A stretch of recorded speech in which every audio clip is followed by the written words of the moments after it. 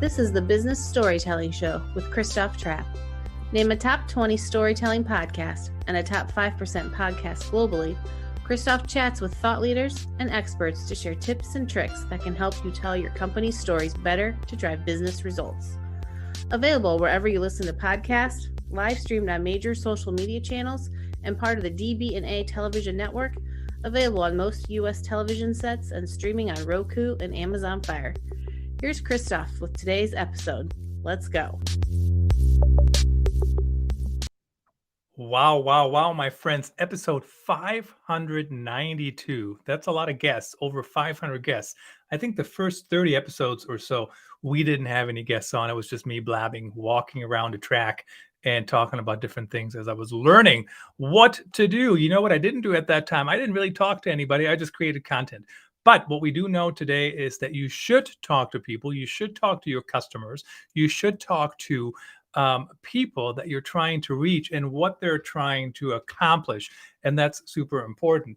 The other thing, what I do know by talking to you guys is that you guys always need to be drinking Alani. That's what I drink to stay awake. You know, kids keep me up all night. So you can scan that code and get Alani sugar-free energy drinks right over at Amazon. So check that out. This is a new feature, newish in Restream, where you can throw up these QR codes.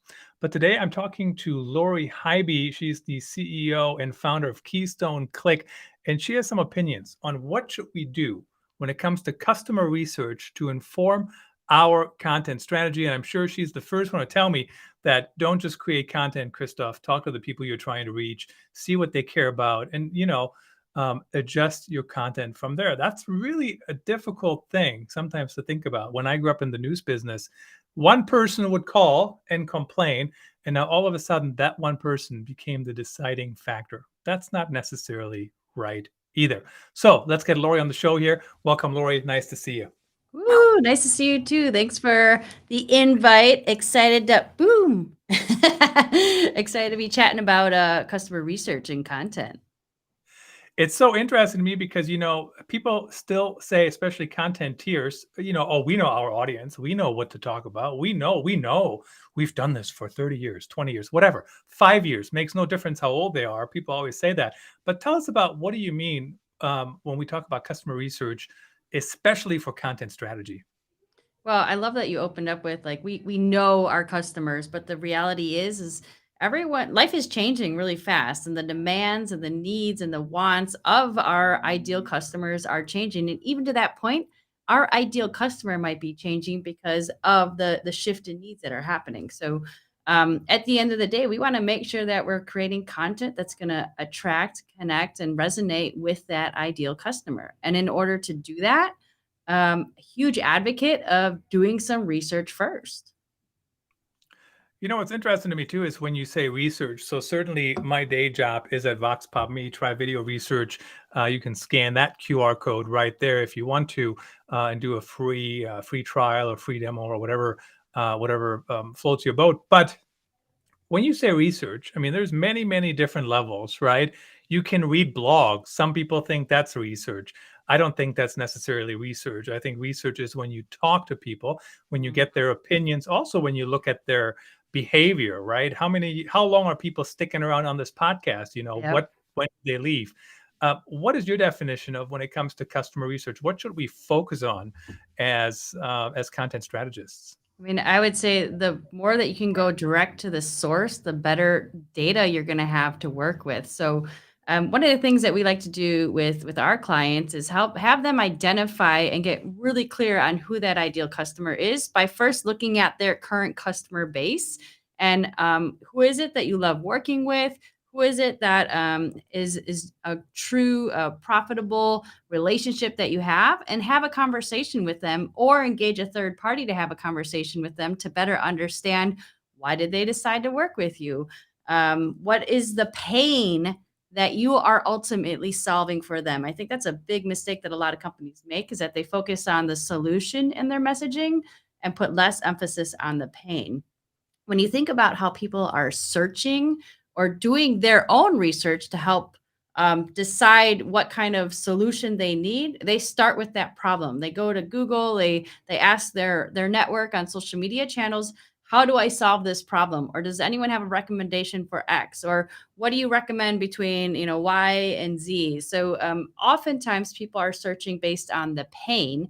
And the clearer that you can understand the pain that you're ultimately solving for that ideal customer, the easier it's going to be to create content that's going to connect and resonate with them.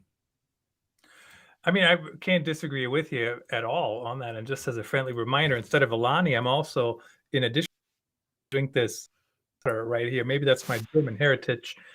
We can't just drink still water, but check that out on Amazon as well. Lori, you didn't know you came on this infomercial here, but it is important to share with people what we're doing. So that's what we're doing. And why not share some of these tips and tricks and products that we use in our daily lives?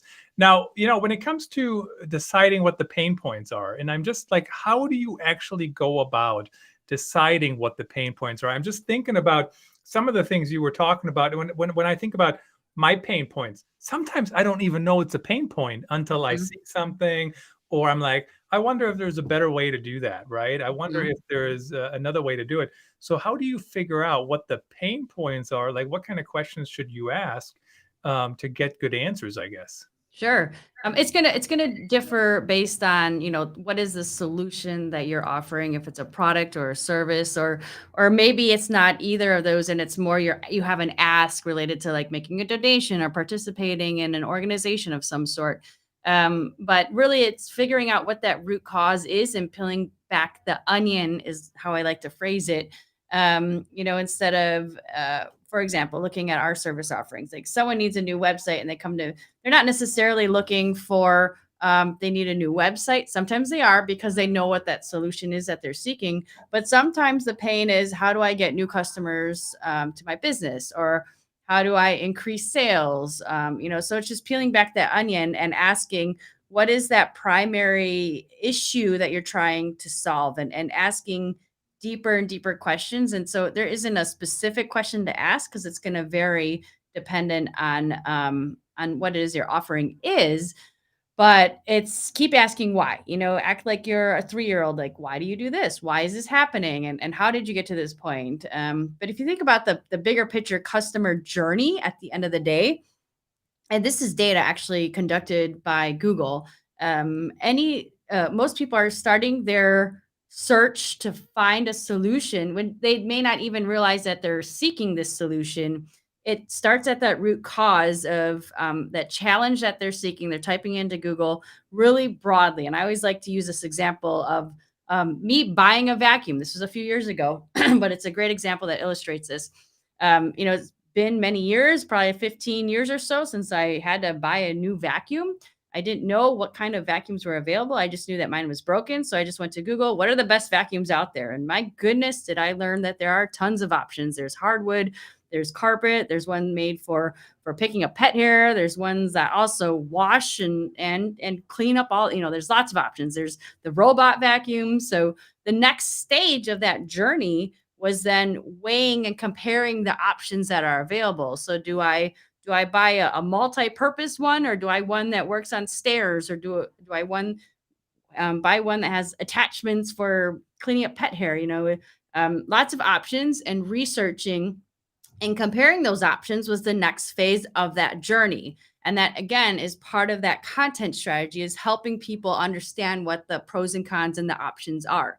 The third phase of that is looking at videos, and videos should 100% be part of your content strategy. There's so much data to back that up, and easily for you to Google and find some of that data.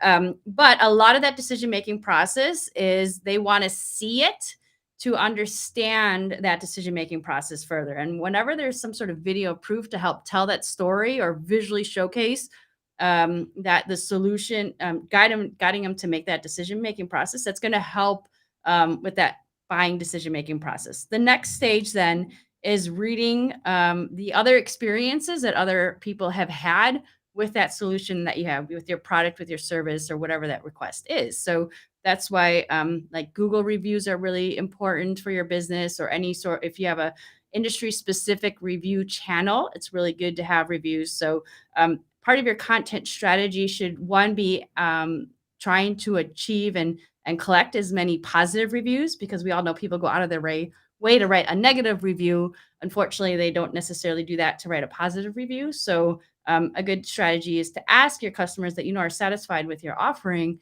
to then go write a Google review. But you should be then sharing that information on your social media as well, and showing that other people have had positive experience working with you. The last stage of the content, and this is really important as well from the customer journey experience, is your ideal customer is asking their trusted network for recommendations. And what you want to do is make sure it's easy for those individuals to advocate and refer you as well. So you want to evaluate that entire customer journey. And this is part of that research and asking these types of questions. What channels are you engaging on? What podcasts do you listen to? All those components. But the more that you understand that customer journey, the better that you can create content that aligns with every single stage of that journey. I think the customer journey is one of the most difficult things to even talk about, because it's not that typical funnel anymore. People just kind of go in and out, and they leave and they come back. And I'm sure, Laura, you know what I'm going to throw up next, but this is the robot vacuum cleaner that I use. And what's interesting to me is I never in my life searched for how do I do a better job cleaning my house? Never, ever. But I stumbled across these robot vacuum cleaners a couple years ago when a company reached out to me, and I did a couple videos for them. And since then, I don't think we've ever vacuumed our house ever again. And this one even self-empties. So it's very, very Oh, wow. certainly interesting how things have. And then you have to empty it from the base, right? I mean, it Sure. doesn't Yeah. take Yeah. it to the trash, but close. Now, the one thing I heard you talk about is digging deeper. And the reason, that kind of struck a chord with me, I went I had a procedure yesterday on my shoulder, and they sent me a 30-question survey, but it was a quantitative survey, right? It was like, how did the nurse, how was she? How was the doctor? How was whatever, blah, blah, blah. But none of the questions dug very deep, right? So if Yep. I said that wasn't very good, they didn't say what was bad about it. Sure. So I'm not sure how they can actually make changes based on what I just said. So how important is it to find the right mix of, hey, do you love the podcast, versus what do you like or not like Sure. about the Yep. podcast? Yep. Yeah, I would say qualitative information is definitely going to be it's going to help you make better business decisions as opposed to qualitative information. And you brought this up a little bit in the beginning about kind of the what is the word that you used? Oh, I'm stumbling on that, but that's okay. It's more the experience or how people function, and as opposed to the demographic information, so the intent behind their activity. So when we talk about going deeper, it's asking why. Again, it's why do you feel this way, or why did you decide to go with X versus Y or Z. It's all about being genuinely curious on the path that someone has chosen. So, oftentimes we'll ask our when we're doing these customer interviews on behalf of our clients, what social media channels do you engage on, and why are you engaging on those channels? We want to better understand the intent as opposed to just the answer. We don't have a couple of check boxes. Oh, they're on Facebook and LinkedIn and Twitter. So why are you on Facebook? How much time do you spend there? Where on Facebook are you more active in the groups, or are you just kind of scrolling through the feeds? Are you actively publishing information on your own? Are you there for educational purposes? It's really good to just understand the reasoning behind the activities, because sometimes that information, like if they're just checking the boxes, that's not giving you enough insight to say this is the right type of content and the right place to be pushing this information, as opposed to understanding the why at the end of the day. But also, to your point, it's really important to just hear them speak, as opposed to just filling out a form. What's important for that reason is listening to the message and the words that ideal customer is saying, as opposed to thinking that the industry jargon that you have within your organization is what people want to hear. One of my favorite case studies is we had a client who um, thought for the longest time, about 30 years, this was their mindset, that people buy from them because they're the low cost solution. After we conducted the research, we found that their customers stay with them not because of the price, but because of the quality of the customer service and support and the ideas that that customer service center brought to their to their organizations. So that changed our entire messaging strategy from they're the low cost provider to we have ideal, superior, on time um, customer support. So understanding why people stay with you and why they find how they found you, why they decide to work with you, and listening to their messaging can be so important as opposed to making assumptions about this is how we talk about our industry. I was going to ask you, and I will ask you about, you kind of touched on that a little bit. How do you actually move it from now I know, right? And I think that's so to kind of figure that out. But the other thing I wanted to mention really briefly is you can leave a review off this podcast on all these different platforms, Apple Podcast, et cetera, et cetera. And I'm not just saying that because I want you to do that, but I'm also saying that because I love reading them. Because number one, it gives me a star rating. And number two, it actually gives me some details, what you like or dislike about the show, right? And I get it, it's very public, so it's not true customer research behind the scenes, but certainly it gives me some ideas on all those different levels. But let's talk about implementation. I mean, it's easy to see the feedback, even if you listen to it, like if you use Vox Pop Me, for example, but then you have to take it to the next level, right? The next step. How do you implement it? How do you move it forward? And how do you make sure it gets done correctly? Oh, that is a hard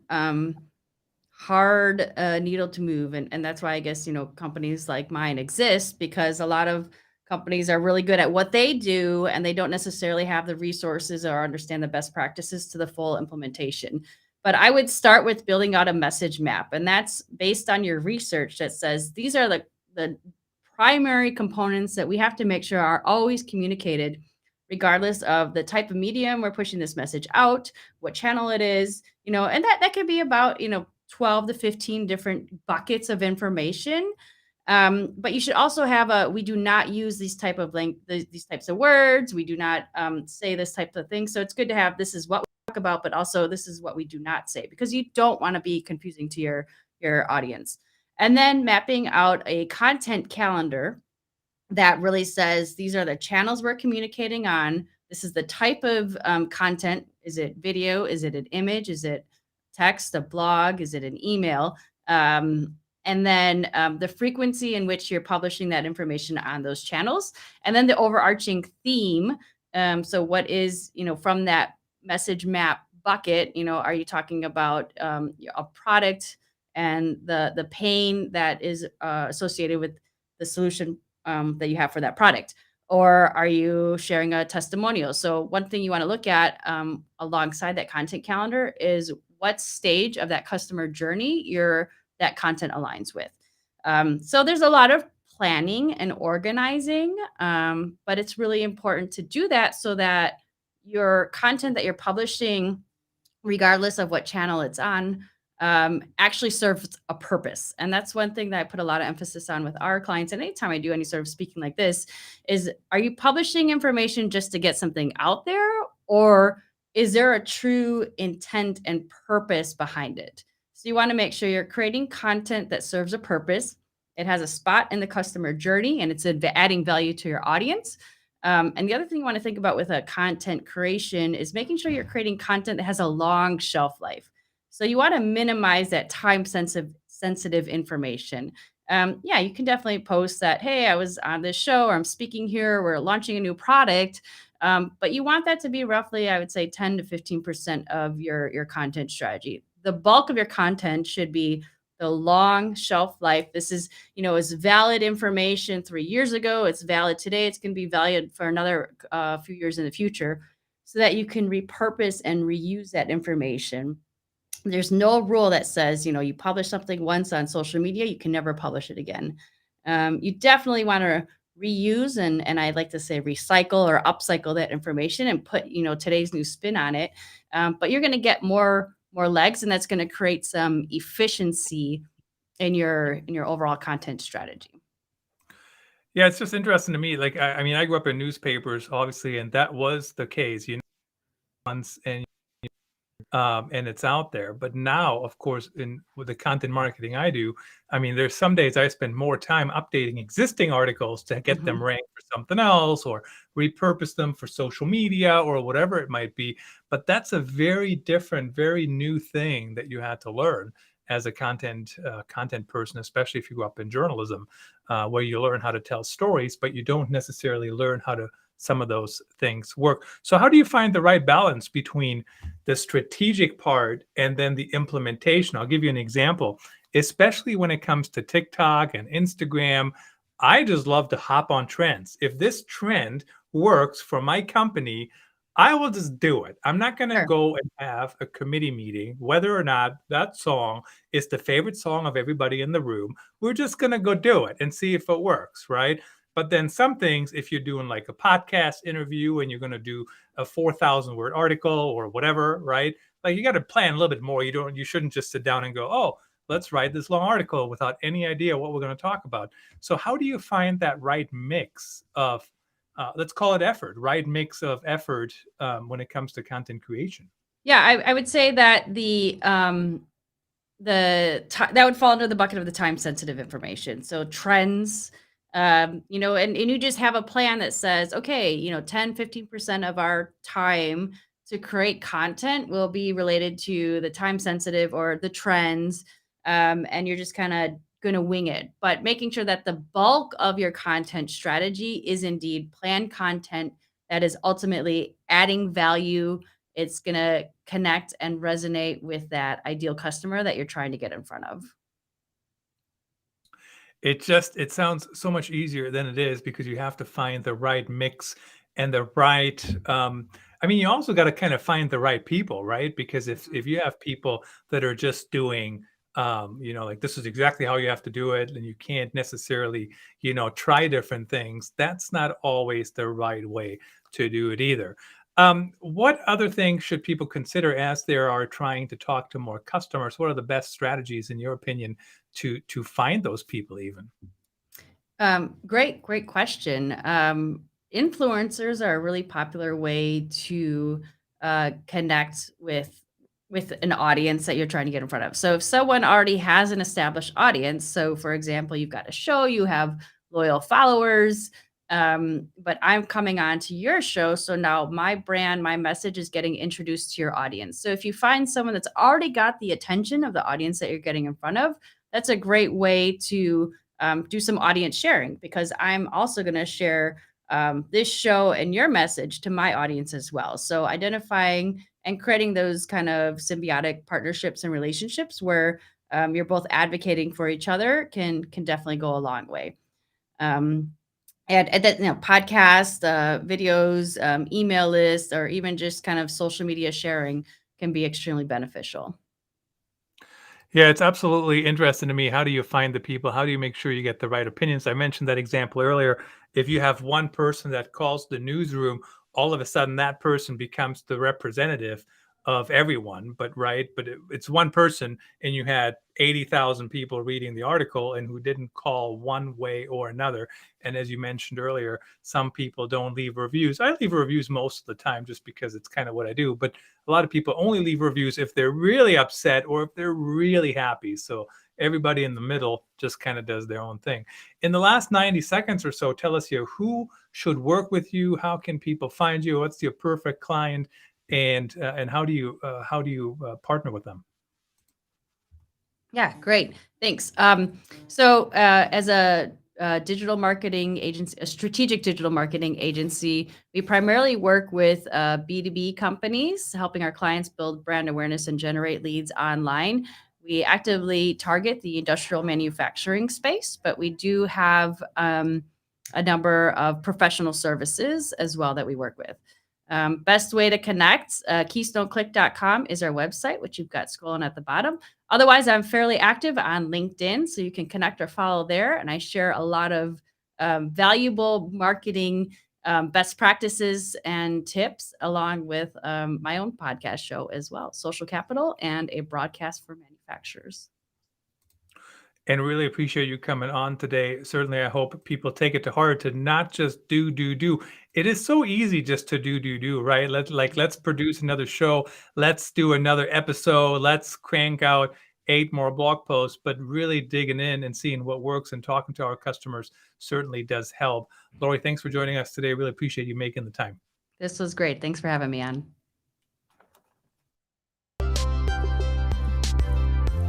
That's a wrap. Thanks for tuning in. Please rate and review our show on your favorite podcast channels. And don't forget to share this episode with your networks. We